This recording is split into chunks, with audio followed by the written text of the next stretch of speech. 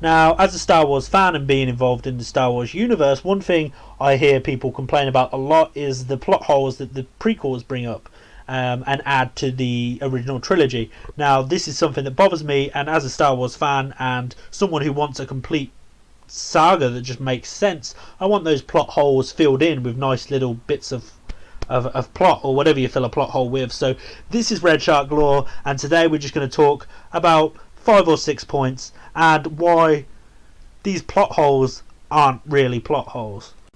Now, first of all, we're going to address the fact that the technology in the prequels is better than the technology in the originals, which of course doesn't make sense because the prequels are prequels, and therefore the originals are set after the prequels. So the prequels, which come before the originals, should feature worse technology, but they don't. They feature better technology, and that confuses a lot of people. That stresses out a lot of people, but I'm going to tell you why that is a complete fallacy. Now I'm going to slow it down and break it into 3 simple points for you.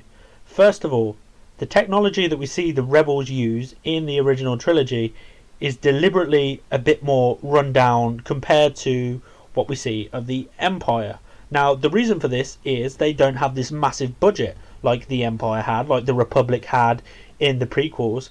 Everything they have to steal or scavenge or cobble together from different parts. They don't have the ability to research and design new technology for themselves. So, naturally, the majority of the technology we see from the Rebels, whose side of things we're viewing the film from, it does look inferior. Point number 2, the prequels doesn't feature better technology than what the Empire have in the originals, and bear with me for a second because this is a very valid point, although it may seem like it's not. The fact is, the technology in the prequels is just cosmetically better looking, which makes sense. And it brings me to point 3. The Empire would not value cosmetics whatsoever. Their TIE fighters look blocky, sure. But look at the Emperor Palpatine, for example. Look at his face. He's not putting foundation on that face. He's not using anti-wrinkle remover, whatever these women use, I don't know. He's not using that. He doesn't give a fuck. He's certainly not worried about making his TIE fighters lovely and sleek and silver. He wants them to shoot motherfuckers. And so, they shoot motherfuckers. They don't look nice. And now we arrive at point number 2. Luke Skywalker's training was far too short, or at least that's what a lot of Star Wars fans say, having seen the prequels, in which we learn that Padawans take years, even decades, to achieve the rank of Jedi Knight, and in fact, many of them never even do achieve that. But here's my counter-argument. The Jedi were wrong in the prequels. The Jedi had become a shell of what they used to be, and they were caught up in politics, bureaucracy, and second-guessing each other. And this is evidenced by the fact that they refuse to train Anakin Skywalker. They say he's too old, and they can never teach him. And yet he goes on to become one of the most powerful Jedi of all time. That is evidence, as far as I'm concerned, that is evidence that it doesn't take that long to train a Jedi. You could argue that perhaps they're just trying to make sure he's good, and because they trained him late, he went on to join the Sith. But the fact is, in order to train a Force user, it doesn't take decades. Maybe it just take a period of a couple of weeks or months, as we saw with Yoda and Luke. Point number 3. Obi-Wan Kenobi is too old in episode 4. This one I'm not even going to spend too much time on because I think it's fucking stupid. The argument goes that as old as Obi-Wan looks in episode 3, he just simply looks too old in episode 4. To me, this doesn't make any sense at all. Obi-Wan has been spending years and years of his life in the desert. He's a broken shell of a man, stopped taking care of himself, most likely, walks around in the same tatty robes, is being baked by the sun, the sand, dust in his face. I don't know if sand does anything to your face, but I imagine it doesn't do anything good to your face. Probably drinking, I made that up, but why not? Why not become an alcoholic? The fact is, living in that environment is going to age you a little bit better, or a little bit worse I should say, than living in the cushy Republic days, living on the beautiful city of Coruscant. It makes no sense to me at all that Obi-Wan would continue to age at a normal rate if he was living under the baking hot sun, or suns of Tatooine. Now, point 4 is admittedly a little bit more difficult to explain than the others. Luke Skywalker point blankly asks Leia, "Do you remember your mother?" She replies, "Just a little bit. She was very beautiful, kind, but sad." Now, this one got me. After watching the originals for the first time, after watching the prequels, this line really, it sticks out more than I think anything else. It's like, this one just grabs you and slaps you in the face, because you remember the only time Leia's seen her mother was as a baby, and it was about for 4 fucking seconds, and it's like, hang on, how do you remember anything? I think this one can be fairly easily explained though, and although it might be a bit of a stretch, I think it's simply explained through the Force. The Force allowed her to kind of have these feelings of her mother, and if you think about the memories that she has, she doesn't say she has any specific memories, just that she was beautiful, kind, and sad, which are all kind of opinions and emotions, just complete vagities, if vagities is a word, which I'm pretty sure it isn't. My point is that I think the Force allowed her to just take these tiny little emotions and remember those, and perhaps Leia's Force sensitivity was awoken much earlier than Luke's was.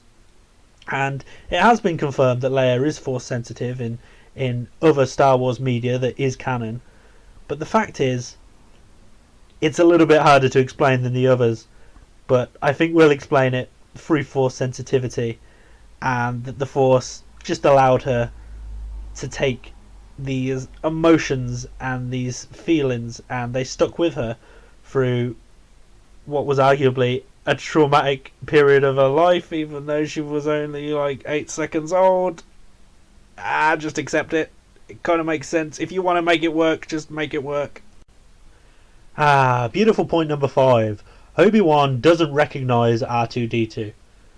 This one's a bit of a struggle too, but I think it's very, very easily explained away. Obi-Wan, in episode 4, and indeed the original trilogy, is proved to be a little bit of a lying bastard.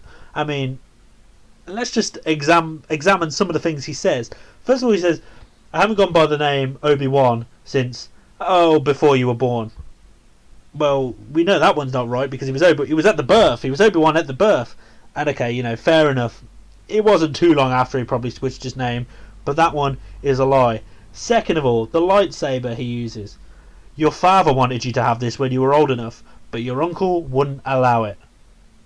Anakin didn't want Luke to have his lightsaber. He didn't even know about Luke. What's going on? He thought what? No! Unacceptable. You're a lying bastard. Why are you saying these things? Why would you lie? And then, of course, he tells Luke that his father is dead, which, again, is a lie. Just constantly lying. He also tries to lie to Yoda later on. Now, what does he say to Yoda? He says, "That boy is our last hope." And then Yoda just straight up calls him out and says, "No, there fucking isn't. What about Leia? What about Leia? She's another one." So, again, he's even trying to lie to Yoda. So, I don't think it's that far removed from the realm of possibility that Obi-Wan Kenobi would decide to lie about not remembering R2-D2. Now, there is another theory that I've heard brought up as well, which I really don't like, but I'll mention it in case you like it, and that's that droids in the Star Wars universe are basically like, I've heard it described as owning a toaster. Like, you probably don't remember every toaster you've ever owned, and because of how common droids are, that's exactly what they are. They're just an appliance. I hate that personally. That's not one I subscribe to. I think it completely demeans R2-D2 and C-3PO and any other droids that we know and love in the Star Wars universe. I prefer to just say that Obi-Wan Kenobi is a lying bastard. And our final point number 6, which is about the Sith. So it's number Sith. No good? Okay, well, point number 6 is about Darth Vader and Emperor Palpatine both wanted to recruit Luke Skywalker to their cause, which of course goes against what Yoda says in the prequels always two there are, no more, no less. Now this of course refers to the rule that has been established by Darth Bane, which is canon, by the way, because he does appear in the Clone Wars, which is canon, so Darth Bane does exist. If you're not familiar with him, basically he invented the rule of two, which states that instead of the Sith being like this massive army, this massive kind of civilization that they had before, instead there'd just be a master and an apprentice, and that's fine.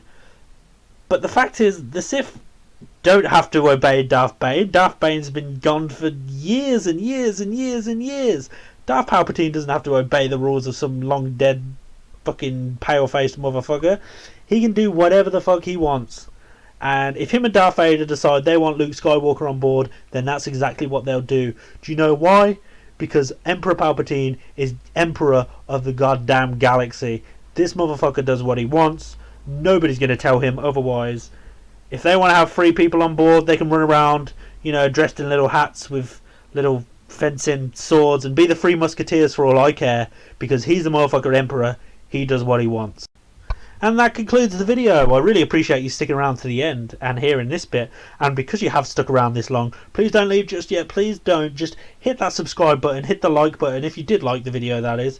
If you didn't, then you're not gonna hit the like button, are you? In fact, you've probably already dropped off and hit the dislike button, which is very unfortunate. But if you did like it, hit subscribe, hit like, and there's even a little bell notification you can hit, which will just let you know whenever I upload a new video.